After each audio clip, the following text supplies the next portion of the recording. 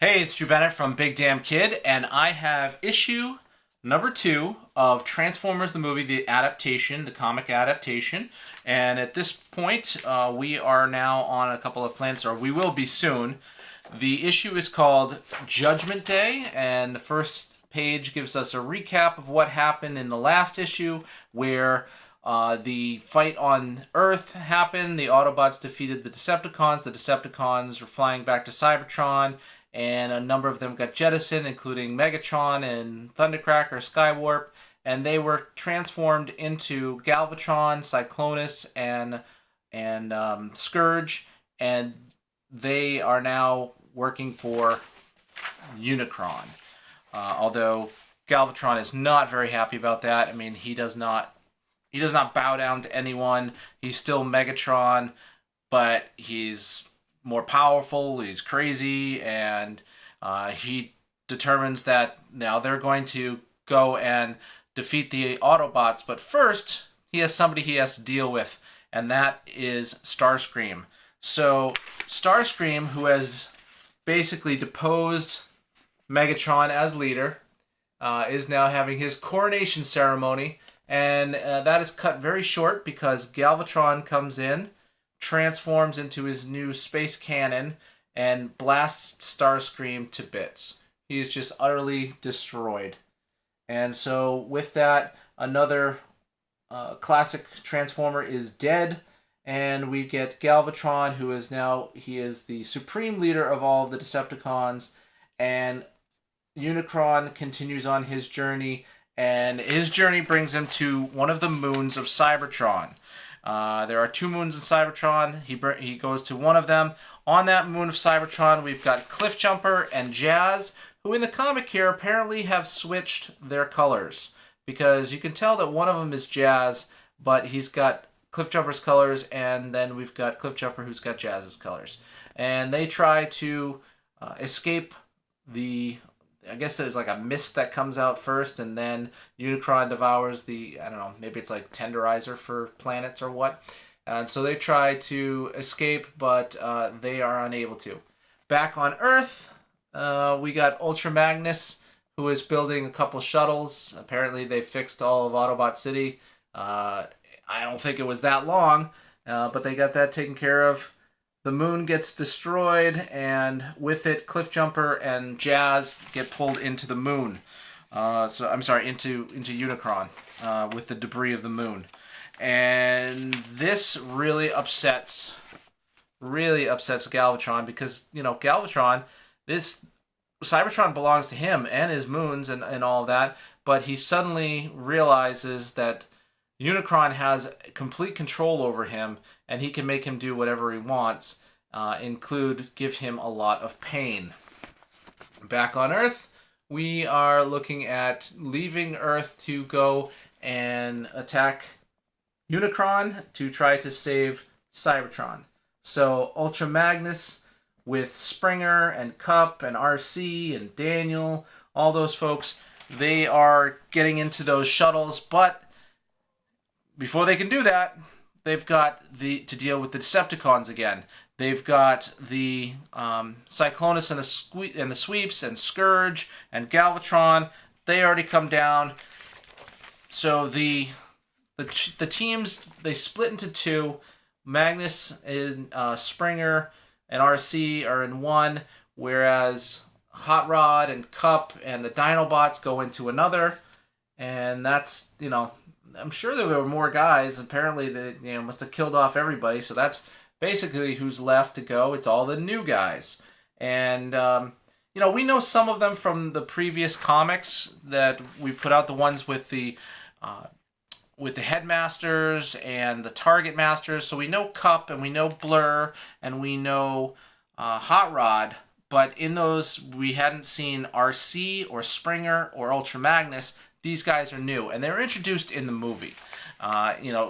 So in the movie, they're flying off the. Oh yes, and Perceptor's with them. So they've got Perceptor, so he can overly explain every single thing that happens, and really cause Ultra Magnus a little bit of a headache there. So as they're flying out, Ultra Magnus and Springer, they fly through an asteroid belt so that they can confuse the Decepticons and also, you know, keep them from attacking them. So they start shooting at the asteroids, and the asteroids start breaking apart into smaller and smaller bits, and that confuses the Decepticons so that the Autobots can get away.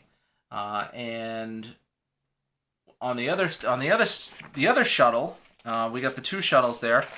In the other shuttle, you got Hotrod and Cup and also the Dinobots, and as they are flying, you know, Hotrod is starting to train.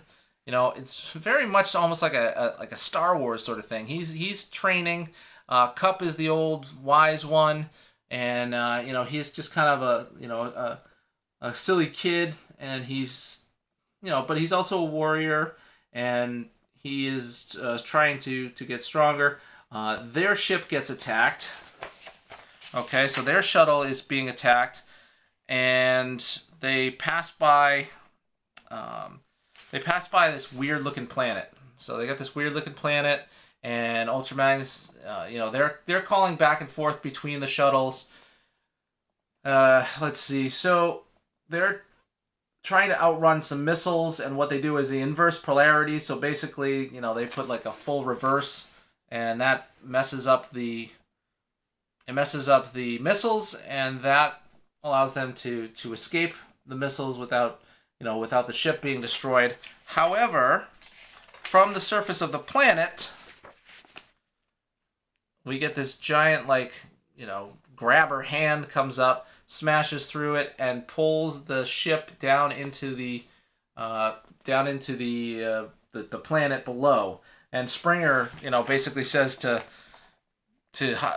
Ultra Magnus, you know, Cup and Hotrod just bought it, and Ultra Magnus looks like, I can't deal with this now, because he's already got his own stuff to deal with, because the Decepticons have gotten through that asteroid field, and they're now after them. They're gaining on them. They're also shooting a bunch of missiles at them. So what they determined to do is the Autobots there separate the front half of the ship. So basically, you know, as Arcee says, why did you have to detonate 3/4 of the ship? And Ultra Magnus, who is pretty stoic, and he's pretty much the straight man, says, like, you know, well, the Decepticons were going to detonate 4/4 of the ship. You know, he does have some funny lines on this. And so the Decepticons think that they've been destroyed. The Autobots, both of their shuttles are in dire straits. The blowing up the 3/4 of the Ultra Magnus' shuttle then causes them to lose power, and so now they're drifting through space, and they're looking for a place that they can set down to make repairs. Whereas you got Cup and Hotrod and the Dinobots, they crash land on that planet into this water. We end up with Cup, Hotrod, and Grimlock. Now, what we don't see here, we see the Sharkticons capture them right away. In the movie, it's not Sharkticons, it's these other type of robots, and I forget what they were called, but they're not the Quintessons, they're not the Sharkticons. They kind of look like, they almost look like crocodiles or something like that. But they find Cup and Hotrod, not Grimlock. Grimlock and the Dinobots end up somewhere else. So Cup and Hotrod get captured, but they try doing the Ba Weep Grana Weep Ninibop, which is that universal greening, and they give like energon snacks to the people who find them, which they instantly gobble up, and then they still take them and capture them. So they bring them into where the Quintessons are, and the Quintessons are those five-headed characters that, you know, as they head spin around, they can determine if you're guilty or innocent, and either way, it doesn't matter, you're gonna die, because that's what they do. So they bring them into a detention center, and in there, they meet Granox. Granox explains to them who Unicron is, explains to him, you know, that it's like 6 times the size of this planet, eats other planets, and basically we find out that, he's the lone survivor of Lithone, which we'll find out right quickly, because they come to take Granox away, and it's these dudes. But they look different in the movies. Those are the ones that Cup and Hotrod found at first. So as they watch and see Granox basically sentenced to death into the pit where all the Sharkticons are, even though they grant him that, say that he's innocent, he still ends up having to die, which terrible Quintessons. They're awful. And so Granox gets killed. Then the guards come back for Cup, Hotrod, and Grimlock. See, now Grimlock was not with them in the movie. Grimlock ends up with all the Dinobots, and they meet Wheelie, and then they end up saving Cup and Hotrod after Cup and Hotrod transform into vehicle mode. So right down there, they start like a little demolition derby, even though they're also found innocent after Hotrod says, "I have nothing but contempt for this court," and they're found innocent. They transform and they do like a demolition derby with the Sharkticons. And actually, the pit that they fall in actually has water, and you can see that slightly. Let's see. Yeah. So as Granox falls, you see right down there, there's the Sharkticon fins in water. But when Hotrod and Grimlock and Cup fall, it's dry.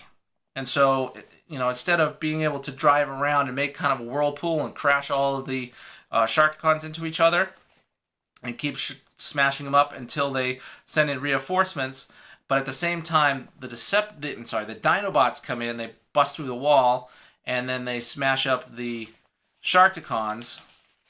It's a little different in the comic book adaptation.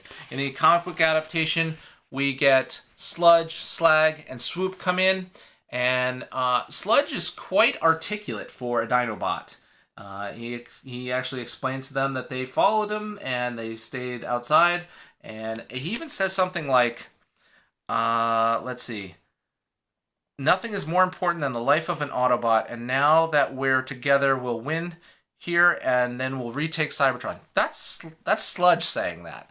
Sludge, who is the giant brontosaurus, who's kind of a dopey. All the Dinobots are kind of dopey, but he's smart in this. It's weird. And so the Dinobots make short work of the Sharkticons.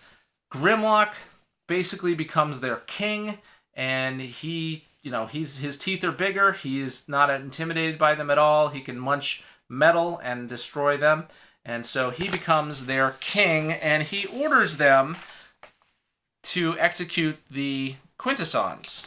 So all the Sharkticons start climbing up on top of each other out of the pit, and they basically attack the people who became their captors forever. And we end up with Wheelie. So he's not around too much in this, just enough to not be super annoying, but he tells them of a ship that he's found, and he's going to help them get off the planet. Meanwhile, we go to Moonbase, I think it's Moonbase 2. Or actually, it might be Moonbase 1. I think 2 got eaten. So we got Spike, and we got Bumblebee, and they're going to give Unicron a big surprise and a giant bellyache by detonating a ton of explosives on the Moonbase. So the explosives go off, and we find that it did absolutely nothing. Spike and Bumblebee cannot get away. They get pulled into Unicron and eaten as well. And that brings us to the next issue, and it is titled Unicron. It's the final battle with Unicron. So a lot of things get condensed down into this particular issue, and we don't even get to where Ultra Magnus and those guys end up. That will probably be saved for the next issue. A lot of things happen, and a lot of things go from one place to another quickly. It's an adaptation. It's only in a 3-issue. It probably could have been 4, but a lot of things are different in there as well. So just who ends up with who. It's still down to the breakdown of the ships is still the same, but as far as Hot Rod and Cup are with Grimlock, and he wasn't with them in the movie. He's with the rest of the Dinobots where they find Wheelie. So anyway, so that's issue number 2. This is Drew Bennett from Big Damn Kid. You can find me on Instagram, Twitter, and Facebook as Big Damn Kid. You can also find me at BigDamnKid.com, where eventually I am going to do write-ups of all of these. Kind of talked about it a little bit more in depth, or at least, more of my thoughts written down. And you can always find me here because I make videos every day. If you like, if you subscribe, if you leave me a comment, that'd be fantastic. But as always, thanks for watching.